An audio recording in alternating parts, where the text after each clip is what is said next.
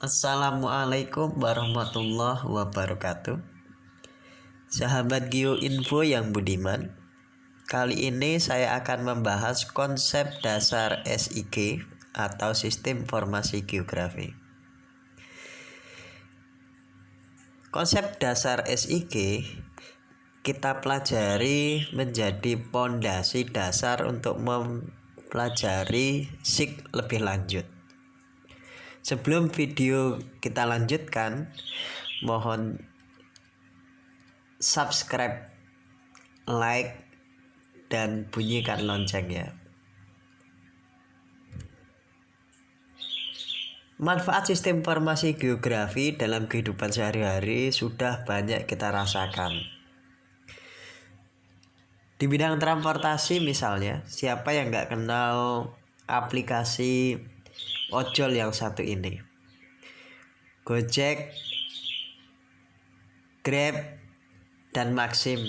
Semua aplikasi Gojek itu memanfaatkan sistem informasi geografi untuk menentukan di mana lokasi jemput penumpangnya, kemana lokasi mengantar penumpangnya.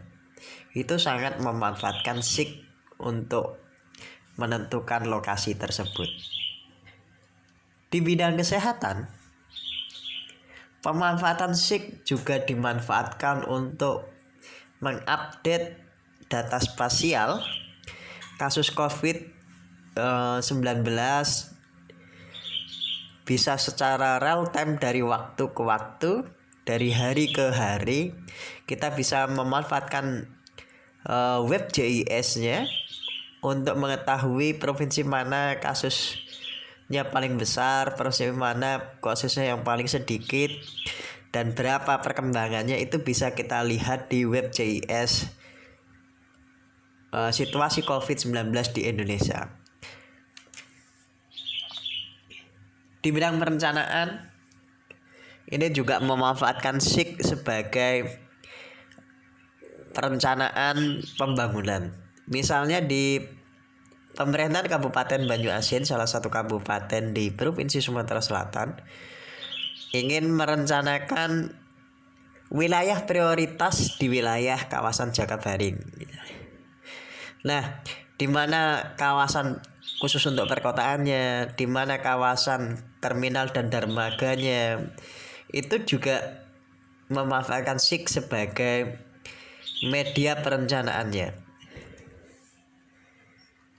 Di bidang lingkungan misalnya, salah satu prasyarat untuk menentukan analisis mengenai dampak lingkungan atau AMDAL itu juga memanfaatkan peta proyek atau peta tapal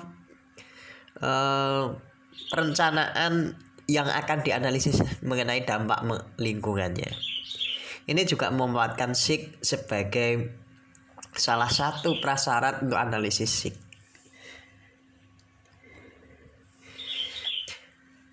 Manfaat SIG di bidang kebencanaan ini banyak sekali. Salah satunya adalah misalnya bencana banjir.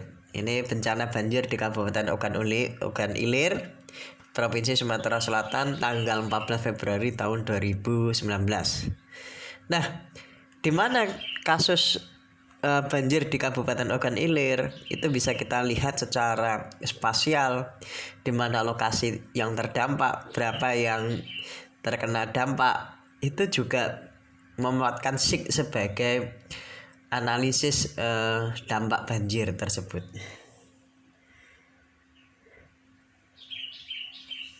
Karena banyaknya manfaat SIG dalam kehidupan sehari-hari, maka apa sih sebenarnya SIG tersebut?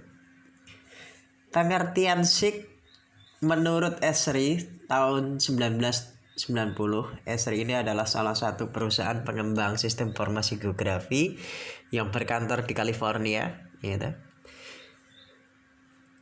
SIG adalah kumpulan yang terorganisasi dari perangkat keras komputer, perangkat lunak, data geografi, personil yang dirancang secara efisien untuk memperoleh, menyimpan, mengupdate, memanipulasi, menganalisis dan menampilkan semua bentuk informasi yang bereferensi geografi. Jadi, kata kunci sistem informasi geografi atau SIG itu paling tidak ada 5. Yang pertama adalah perangkat keras, kedua perangkat lunak, ketiga adalah personilnya, yang keempat datanya, yang terakhir itu harus bereferensi geografi. Itu kata kunci sistem informasi geografi yang disampaikan oleh Esri. Nah, apa sih subsistem SIG tersebut? Subsistem SIG itu minimal ada 4. Yang pertama itu input data. Data dalam sistem informasi geografi itu digolongkan menjadi 2, yaitu data spasial dan data atribut. Data spasial ini adalah data keruangan. Data keruangan ini menurut Esri tadi batasannya adalah preferensi geografi, yaitu lintang dan bujur. Sedangkan data atribut itu adalah data yang menerangkan data spasial tersebut. Jadi data penerang data spasial tersebut itu adalah data atribut. Nah, setelah data diinput dalam sistem SIG, selanjutnya adalah manajemen. Manajemen ini adalah pengolahan data spasial dan data atribut. Ibarat perpustakaan, data spasial tersebut bukunya, sedangkan manajemen tersebut adalah pengelolaan buku di perpustakaan tersebut. Jika buku tersebut kita taruh saja di perpustakaan, kita tumpuk ketika ada buku datang atau ke perpustakaan kita tumpuk saja sehingga kita memanfaatkan data berikutnya atau buku tersebut, kita akan kesusahan. Sama halnya dalam sistem informasi geografi. Data itu ketika kita input tanpa kita manajemenin, baik spasial maupun data atributnya, ketika kita ingin menganalisis lebih lanjut data tersebut, maka kita akan kesusahan. Inilah analogi sederhana manajemen data. Nah, manajemen data SIG itu paling tidak yang paling sederhana, misalnya data setelah diinput dikasih kode, dikasih nama, sehingga nanti mudah dipanggil, sumbernya dari mana, di metadatanya itu diterangkan, sehingga datanya itu untuk pemanfaatan kalau sehari 2 hari mungkin kita bisa melihatnya secara mudah. Tapi kalau sudah berhari-hari, mungkin sudah tahunan, ingin memanfaatkan data tersebut, kita akan bingung, ini data dari mana, ini data apa, maka perlu di manajemen. Subsistem yang ketiga itu adalah manipulasi dan analisis. Manipulasi dalam sistem informasi geografi itu bukan manipulasi misalnya keuangan itu, menilep data, bukan. Tapi manipulasi di sini adalah memilah-milah data yang sudah kita kelola tadi. Karena misalnya kalau kita ingin menganalisis sistem informasi geografi tersebut, datanya kita tidak semuanya kita pakai. Data-data tertentu saja, misalnya data longsor, analisis longsor, datanya misalnya kemiringan lereng, jenis tanah, curah hujan, itu saja. Yang lain padahal di sistem kita sudah banyak. Nah, ini adalah memanipulasi. Sedangkan analisisnya itu secara garis besar ada 2, analisis spasial dan analisis atribut nanti. Oke.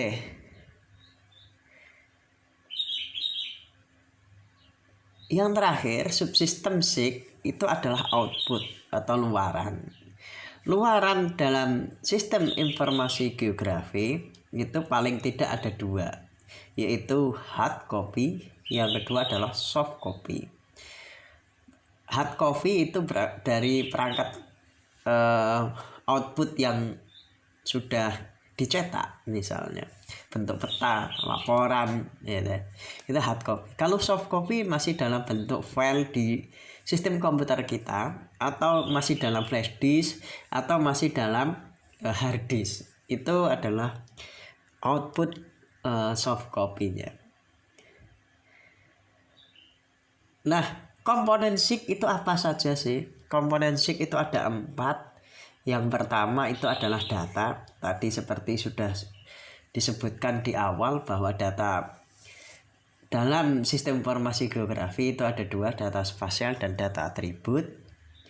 Yang kedua adalah hardware. Hardware ini adalah seperangkat komputer yang menjalankan sistem informasi geografi. Bisa dari komputernya, bisa printernya, plotter, ini adalah hardware-nya. Karena misalnya aplikasi tertentu itu membutuhkan hardware spesifikasi tertentu. Misalnya RAM-nya harus berapa, hard disk-nya harus berapa, Windows-nya kalau berbasis Windows berapa, apakah OS-nya itu berWindows XP atau Windows 2010 atau Windows 7, itu meminta perangkat, mempunyai spesifikasi perangkat tertentu gitu, sehingga aplikasi itu bisa dijalankan. Tentunya setelah data dan hardware itu software juga menjadi komponen sistem informasi geografi. Nah, software dalam sistem informasi geografi itu paling tidak dikelompokkan menjadi 2. Ada yang open source atau gratis tidak berbayar, ada yang open source yang ada yang berbayar. Tadi yang pertama adalah open source tidak berbayar, dan ada yang berbayar. Misalnya kalau yang tidak berbayar, misalnya Quantum GIS, yaitu open source, dikembangkan oleh komunitas. Sedangkan yang berbayar misalnya ArcGIS, gitu.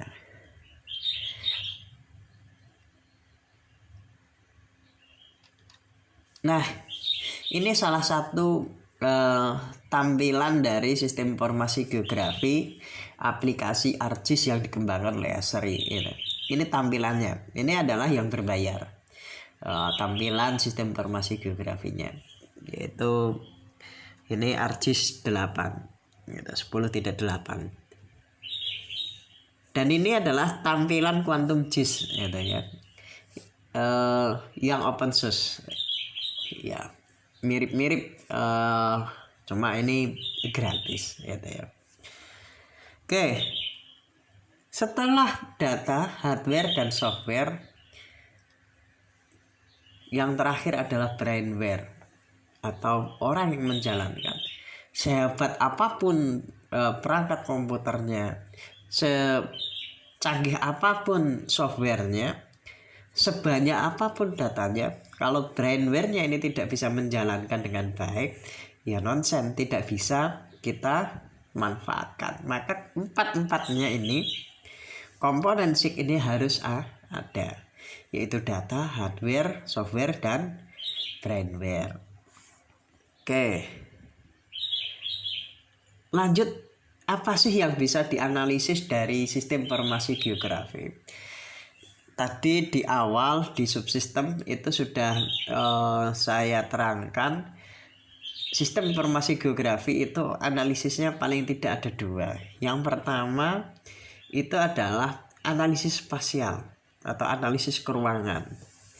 Nah, analisis keruangan yang pertama itu klasifikasi atau scoring atau pengharkatan. Nah, ini bisa dilakukan. Contohnya kita ingin menganalisis kelas lereng, gitu kan. Kelas lereng untuk apa? Misalnya untuk longsor, maka punya harkat tertentu.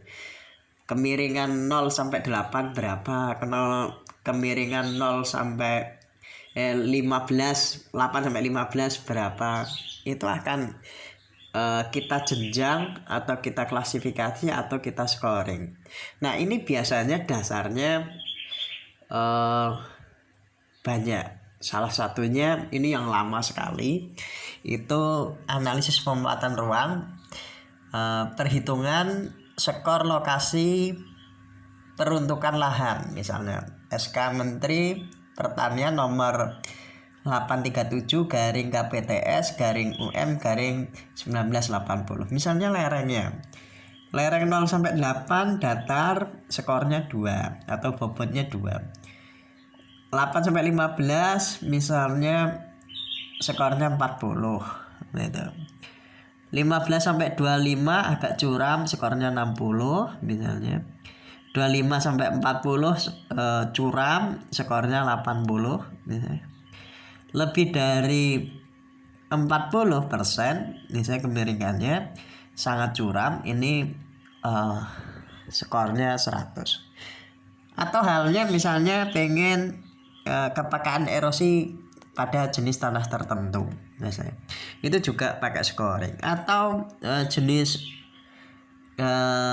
kelas intensitas curah hujan misalnya, itu juga di scoring. Nah nanti dari scoring ini atau pembobotan ini atau diklasifikasi ini untuk menentukan pemanfaatan lahan misalnya. Atau pengen analisis longsor dan sebagainya, itu biasanya diawali dari scoring dulu gitu.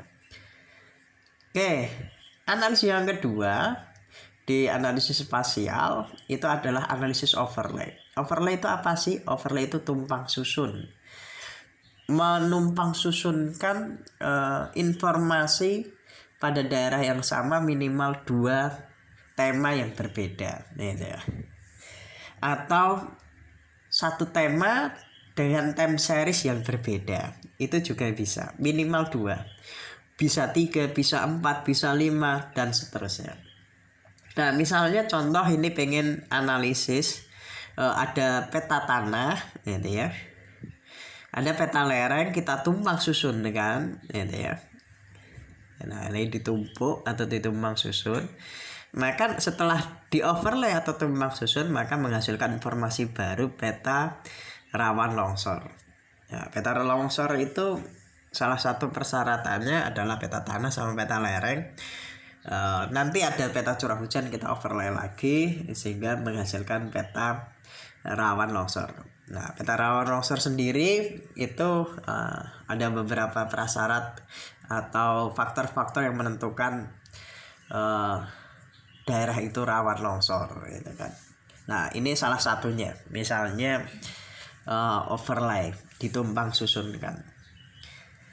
Lanjut analisis networking. Ini dalam analisis spasial, analisis jaringan. Misalnya kalau ini ingin melihat interaksi antar satuan wilayah perencanaan, itu SWP, Satuan Wilayah Perencanaan di Kota Surakarta bagian utara misalnya. Misalnya Banyuanyar pengen melihat interaksinya dengan Kadipiro misalnya. Berapa sih interaksinya? Nah, nanti analisis networking ini bisa dilakukan gitu. Dengan melihat rumus interaksi sehingga nanti dihasilkan nilai interaksi dan networkingnya gitu. Ini salah satu contoh analisis networking. Analisis networking selain untuk interaksi bisa juga misalnya menentukan lokasi mana yang lebih cepat menyampai rumah sakit, misalnya layanan ambulan misalnya. Ada 3 jalan menuju rumah sakit dari lokasi pasien misalnya ke rumah sakit, mana yang lebih cepat. Misalnya jalan A jaraknya sekian dengan banyaknya lampu merah sekian misalnya. Jalan B misalnya dengan jarak lebih jauh tapi jarang lampu lintasnya. Jarak C sangat jauh tapi nggak ada rambu lalu lintas atau lampu lalu lintas misalnya, lampu merahnya dan jalannya mulus. Nah ini mana akan yang lebih cepat, maka analisis networking itu juga bisa. Salah satu aplikasi pemanfaatkan analisis networking dalam analisis spasial. Analisis spasial yang Keempat, salah satunya adalah analisis buffering. Ini misalnya saya contohkan pembuatan peta buffer jaringan minimarket di Kota Palembang. Misalnya ada minimarket nih di Kota Palembang. Berapa sih jangkauannya? Gitu. Mana saja yang jangkauannya, mana yang sudah numpuk. Misalnya di sini nih, ini sudah numpuk sekali di dekat Ampera itu karena banyak minimarketnya, sehingga itu overlap. Kemungkinan minimarket di situ pendapatannya agak berkurang karena apa, sudah banyak overlap gitu kan.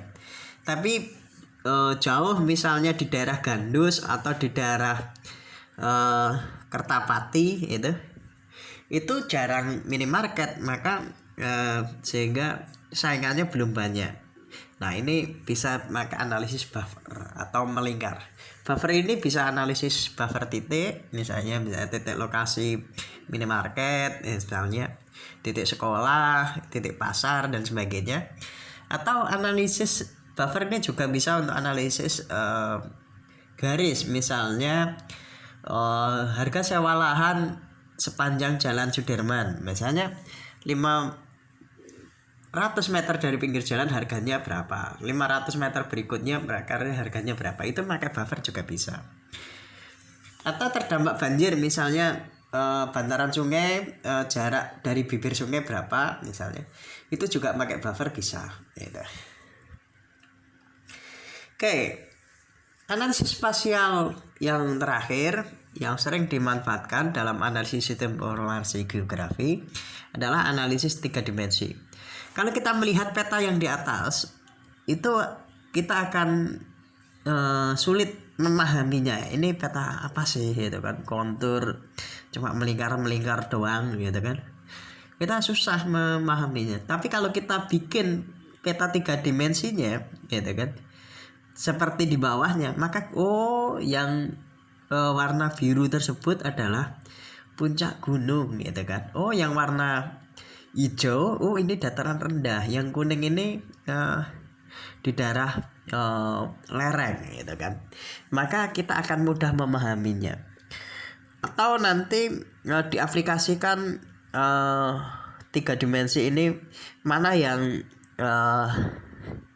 daerah yang akan kalau gunung ini meletus laharnya lari kemana. Itu setelah kita dimensikan, kita bisa lihat ini arahnya ke tenggara, ini arahnya ke timur dan sebagainya, sehingga kita bisa menganalisisnya lebih lanjut gitu. Ini analisis spasial. Selanjutnya adalah analisis atribut, yaitu analisis yang kedua. Nah, analisis atribut yang sering dimanfaatkan dalam sistem informasi geografi itu ada 2. Yang pertama adalah DBMS atau Database Management System, analisis DBMS itu, atau analisis statistik gitu. Ini juga sering dimanfaatkan, misalnya analisis tetangga terdekat. Itu juga memanfaatkan analisis data statistik gitu. Oke. Lalu apa sih cara kerja SIG tersebut? Nah, tahapannya tentunya diawali dari menyiapkan komponen SIG. Nah, di awal tadi sudah saya sampaikan bahwa komponen SIG itu ada 4. Yang pertama adalah data, ada hardware, ada software, dan ada brainware-nya. Nah, keempat data ini harus kita siapkan. Setelah siap gitu kan, datanya itu apakah berbentuk data spasial gitu kan. Data spasial itu apa sih? Ya, data spasial itu paling tidak ada 3. Yang pertama adalah data PJ atau data penginderaan jauh, ini yang paling kiri. Terus data yang lapangan atau data terestrial ini adalah ketika kami menggunakan GPS geodetik, pengukuran koreksi geometrik, dan di bandara gitu ya, bandara. Terus yang paling kanan itu adalah data peta. Ini adalah salah satu peta rupa bumi Indonesia gitu kan, yang dikeluarkan dari BIG atau Badan Informasi Geospasial. Nah, selain komponen data spasial, yaitu data atribut, data BPS misalnya Badan Pusat Statistik, ada data grafik atau data tabel atau data hasil penelitian gitu kan. Ini setelah data dan komponen sistem informasi geografi lengkap, maka datanya ini kita masukkan ke dalam sistem informasi geografi gitu, yaitu input. Nah, inputnya sendiri itu ada dua gitu kan. Yang pertama adalah digitasi gitu ya. Nah, digitasi itu adalah proses memasukkan dari data analog ke sistem informasi geografi gitu kan. Caranya ada on screen, ada data digitizer, pakai digitizer gitu ya. Nah, input data misalnya selain data digitasi bisa juga diperoleh dari input data. Input data ini memasukkan yang sudah dikerjakan oleh orang lain, bisa dalam sistem yang sama atau sistem yang berbeda. Sudah itu kita import ke sistem yang akan kita gunakan gitu kan. Nah, setelah data itu masuk gitu kan, masuk ke sistem informasi geografi, tentunya harus kita editing dan kita manajemenin datanya gitu ya. Nah, editing dan manajemen data, editing ini diperlukan jika data itu ada kurang akurat, maka kita perbaiki gitu. Manajemen data supaya data tersebut ketika kita manfaatkan lebih lanjut, kita mudah memanfaatkannya. Setelah kita editing dan manajemen data cukup, maka kita perlu lanjutkan yaitu analisis, baik nanti analisis spasial maupun analisis atribut. Nah, setelah dianalisis maka tentu kita keluarkan hasilnya atau layout. Nah, hasilnya itu bentuknya ada 3. Ada berbentuk peta gitu, bisa berbentuk hasil monitoring ataupun dalam bentuk pemodelan gitu. Setelah outputnya bisa dalam bentuk peta, hasil monitoring, pemodelan atau laporan hasil dari kerja SIG tersebut, maka perlu kita keluarkan dalam bentuk soft copy maupun hard copy ini.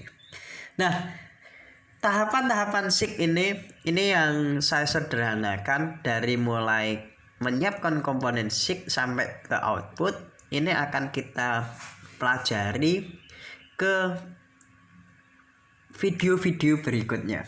Nah, dan sehingga jangan lupa tonton terus video kami gitu. Sehingga kita bisa memanfaatkan SIG lebih lanjut gitu. Mempelajari SIG itu asik dan mempelajari SIG ini banyak manfaatnya. Sekian dan terima kasih. Assalamualaikum warahmatullahi wabarakatuh.